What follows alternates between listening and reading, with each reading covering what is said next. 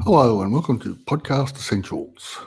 Due to some tech issues, we're an hour and a half late today, but I do apologise for that. But we'll go ahead anyway, and it'll come out of this presentation will come out as a podcast on PodThoughts. So if you missed this, it'll still turn up in your feed if you subscribe to that.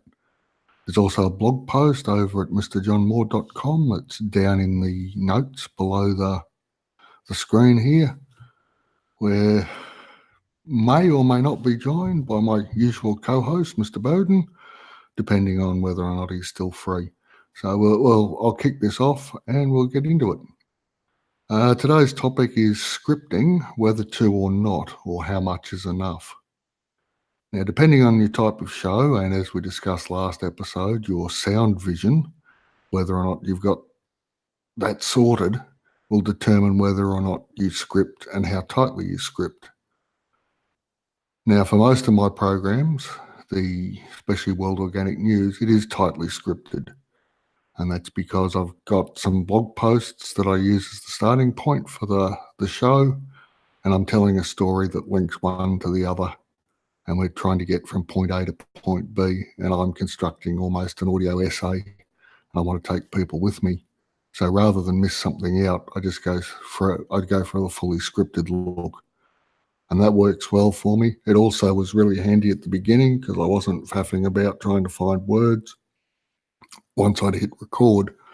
So that makes life a lot easier, especially for the beginner. Now, if you're going to do a co-hosted show, scripting can be a little bit tricky unless you know the other person reasonably well. And Rich and myself have just run through a pre-scripted episode the other day when we were recording it. That'll be coming out later on the Real Food Chain. So what we did was he wrote out a series of questions, put what he thought were my answers. I went through and rewrote them and adjusted them so that they were actually more in my voice. And the further we got into it, the less rewriting I had to do. And then once we hit record, we went through reading the script as written, but going off script as the words seemed to flow better in the mind, so that certain phrases and whatnot that were in the original script were replaced with other ones as the natural flow of the language occurred. Now, this wasn't a major departure from what we'd written, so it wasn't a real problem. However, if you go off on a severe tangent, and then you need to come back, otherwise the rest of the scripting wouldn't make any sense. But if we had a fair idea of what it was we wanted to do before we started and where we were going, so that the scripting was there and we were able to stay pretty much true to it, and we were able to then adjust the scripting so that it sounded more natural and was in our actual voices. Now, I know people that do bullet points and just talk freely and have the bullet points in front of them there to come back to, and there are those who do just complete freewheeling, which is pretty much what this series has been like. And as you can tell, excuse me, if you've listened to my other podcasts and listened to this one, you can tell that this one has no scripting whatsoever. I've got a fair idea of what I want to say and where I want to go, and so I do it, and away we go. The problem, the benefits of doing that is that it can sound more natural if you're a good natural speaker and you know what it is you've got to say and you're on top of the topic. The fully scripted version, though, allows for much less editing time at the end. Now, you know what you're going to say, you know when you're going to say it. So the only editing that needs to be done really is when you get your merge weeks or your cough or your or your R. And if you're going to do something like that and you want to speed up the editing process, have a little clicker or some way of making a mark on your audio file. So a clap perhaps will show a spike in the audio file in the waveform that's quite distinctive. Or if you do a double clap, it'll give a particular shape to the waveform, which makes it easier for you to find, so that when you're going through and editing, you know the bits already where you need to adjust. And for the rest of it, you've already heard yourself say it once, so you know it's okay. Now, with editing, I have a fairly strict policy, as I don't do anything other than take out unnecessary sounds and add in quotes or whatever that I've taken from other that I have other recordings of. I don't mess around with volumes or hum or noise reduction or any of the other stuff that you can get carried away with in an editor, because I use Auphonic for that.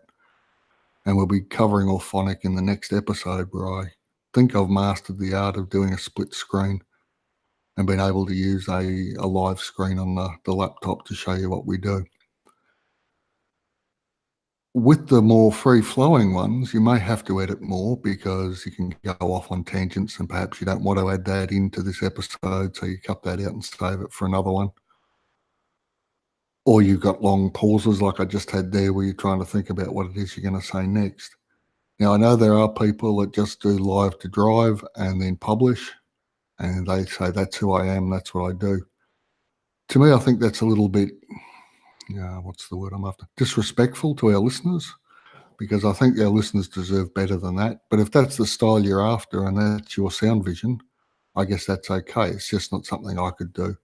I consider those sorts of episodes where it's live to drive very similar to the difference between a studio recorded album and the live album. I much prefer to listen to a studio recorded album than a live one, because the quality's never as good, and the sound's never the same, and you get all the noise of the crowd and whatnot, which is fine if that's what you're after, but that's not what I like. And I much prefer to have the more, more carefully crafted style, which is my sound vision, rather than the live to drive, open air, let it rip, wherever it goes is where it goes sort of thing. Now, with scripting and the interview episode, because there are an awful lot of interview episodes out there, the scripting basically is just making sure you've got your questions ready and that you've done your research on your guest, so that you're not coming in cold, would be my way of doing it, rather than I don't know you either. You are my listeners, and I will discover as we go, which I think is a bit disrespectful again to the interviewee who's given up their time to be on your show. Now, for all the scripting in the world with your questions, there may well be something that comes up that's of real interest to you and to your listeners, and you may have to go off on a tangent. And that's just one of the things that happens in an interview.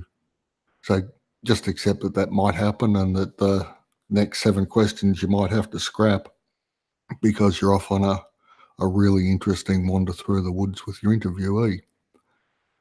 That's not unusual, but the interviews I've done, I tend to have sort of 4 or 5 questions, no more than that, and I let the interviewee speak to their heart's content, and then bring them back to, if the point comes up that needs reinforcing or explanation, I'll ask them.